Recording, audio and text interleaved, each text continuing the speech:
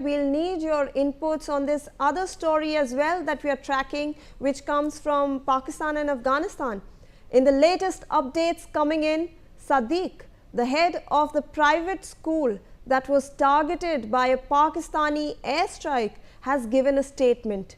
He has stated that the Pakistani airstrike occurred when fortunately the students had already been dismissed. Otherwise, all of them would have been martyred. This comes after Pakistani military targeted residential homes in Kabul with airstrikes. Listen in to what he had stated.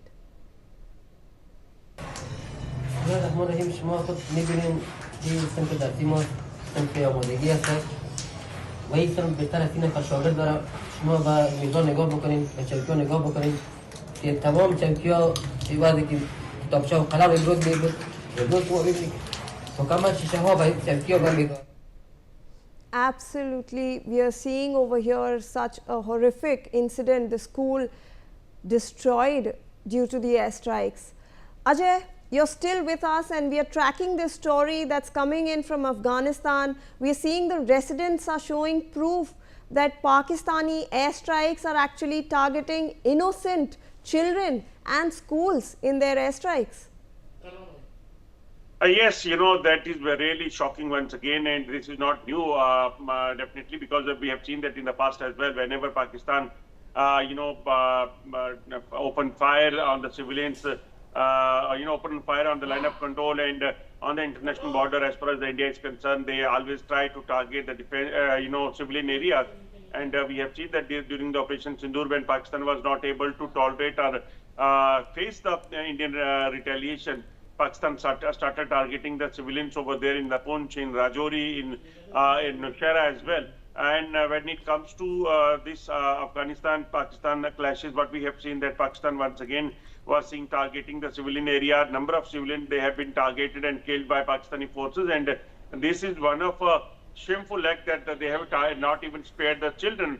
Innocent, children was targeted in a school over there, and immediately after this incident, but we have seen that Afghanistani forces, they also have retaliated very effectively, and they they can neutralize number of Pakistani soldiers and capture them alive as well. So that was the Afghanistan retaliation, but it was a brutal phase of Pakistan once again have tried to target innocent civilians and school children. Absolutely, Ajay. Also joining me on the broadcast is Major General retired Anuj Mathur, defense expert. Thank you so much for joining us, Major General Mathur. Appreciate your time. A very good morning to you. However, we are seeing such bad news coming in from Afghanistan. We have proof actually that Pakistan is not just targeting TTP militants that they are actually stating as their propaganda. They are actually targeting civilians and innocent children. Jai Hind, absolutely. What Ajay says, I'm in absolute agreement with him. See, it has always been the Pakistan's unfortunate way of fighting a war. They always are targeting the innocent civilians. There are two reasons for that. One is very, very simple and straight. They think that go across, bomb whatever you can, and come back. Maybe they are not able to get to the targets. Maybe they are not unable to strike the military assets because they are defended. Second issue is, if you are doing it in Afghanistan is one nation which does not have a proper air force, which does not have a proper air defense system, and if you have to go strike them at such unfortunate places, schools and civilian areas, and so this is absolute brutality, and I would term it as a war crime. And it is unfortunate that the Pakistanis feel that they'll be able to bring Afghans and Taliban to the negotiating table by striking their civilian areas. But Afghan Talibans are a different breed. Afghanistan has never lost to anybody. History is there for us to see. From the days of Alexander till today, they have never lost to anybody. And what Mutaki had come and said in India, that if Pakistanis have any doubts, they should ask the Soviets of earlier times, Russians of today, and the Americans, that those two most powerful nations, only two superpowers in the time of Cold War, and immediately post there, they have been sorted out. And Americans had to run away from that airport, leaving behind 62 billion worth of arms and ammunition. So they are soldiers, they are fighters, they are not going to give up, and Pakistanis know this for sure. That is why Pakistan is trying to do what they did in Punch, striking gurdwaras and striking this, that, and the other, and they tried to, create a wedge. They are wanting to do a similar thing in Afghanistan also, but I can guarantee you they are not going to succeed in this. Second issue that I would like to tell you is that the capability of Pakistan's Air Force is a big time question mark. They just go airborne, go across, drop their payload wherever they can, and come back. This is another unfortunate issue. Best thing to do is somebody has to take a call at it. You believe me that there's a bigger power behind all this business. The Bagram Airport requirement by a superpower, you know what I mean, the US wants that airport back, is the main reason behind Pakistan going in striking. So that is the issue. Unfortunate, short war crime should not have been done. Shame on Pakistan. So also, Pakistan is reeling under instability. We have been seeing over the past few weeks and months. What do you think Pakistan is actually seeking, sir? Because they are blaming neighbors for an Afghan-Pakistan border war, then they for the Baloch uprising, and then also on the world stage they come and they announce that, we are the big brother, we are announcing a ceasefire, everybody follows us, the ball is in their court. It seems like, Pakistan does not actually know what it is doing. It seems very frazzled at this point. Absolutely. See, the issue is, it's not only Balochistan, not only Khyber Pakhtunkhwa. Actually, Pakistan's, the entire system is dominated by Punjabi Sunni Muslim community. Their armed forces are dominated by them, and not now, right from their birth, some 80 years ago, till date, they have only treated the other parts of their so-called nation. I say so-called nation, I will tell you why I am saying that. So-called nation as second-grade citizens. For them, Balochs do not matter. Balochistan does. Their assets do, their rare earth does, their gas and gold reserves do. But the Baloch is of no consequence to them.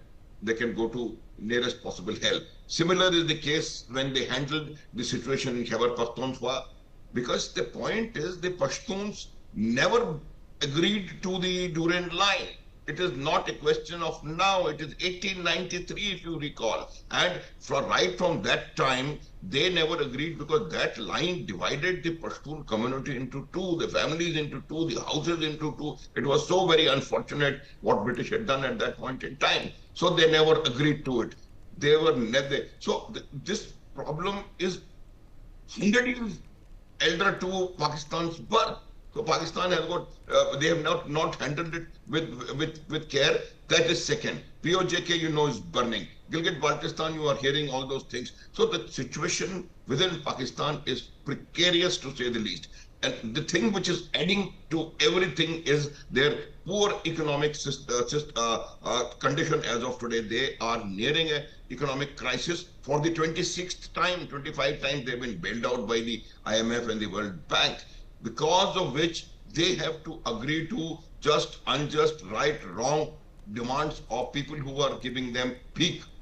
And that is why, on the insistence of America, they are doing A thing, and then on the insistence of another fellow, they are doing B things. Pakistan's stance has always been anti-Israel, anti-India. And by supporting this Gaza peace plan, I'm connecting it because, what you asked me, internal issues of Pakistan. By accepting to Gaza peace plan, they have deviated from their long-standing no Israel, no existence of a country called Israel stance. Support to this Gaza peace plan de facto recognizes the state of Israel, de facto decides that the Palestinians will remain confined only to Gaza Strip and maybe some portions of of West Bank. So this has also triggered the internal, as it is so bad internal situation, they have further added fuel to fire. And to my mind, since they have not handled it well, this has been a state policy of Pakistan. Whenever your internal security situation goes out of hands, go strike somebody else. That somebody else at times is India, and now that somebody else this time around is Afghanistan. That is why, to divert, which they will fail miserably, I can assure you, they wanted to divert the attention from the worsening crisis in most parts of Pakistan, other than, even in Punjab things are bad. The TLP protests and the consequent firing on the TLP people. What I'll tell you hurts Pakistan most is an unstable situation or a problem in Punjab. As I said earlier, everything else matters less to Pakistan establishment and to the Pakistan's army, which is dominated by Sunni Punjabi Musliman. So now when the Punjab is getting hurt, now when Lahore is burning and Muridke is burning, now when things are getting out of hands in Bahawalpur, then it is hurting Pakistan very, very much. And that is the reason why Pakistan finds itself in a very bad internal security situation. If I may say so, they are inching forward to a civil war. Absolutely, sir. A really pertinent point raised.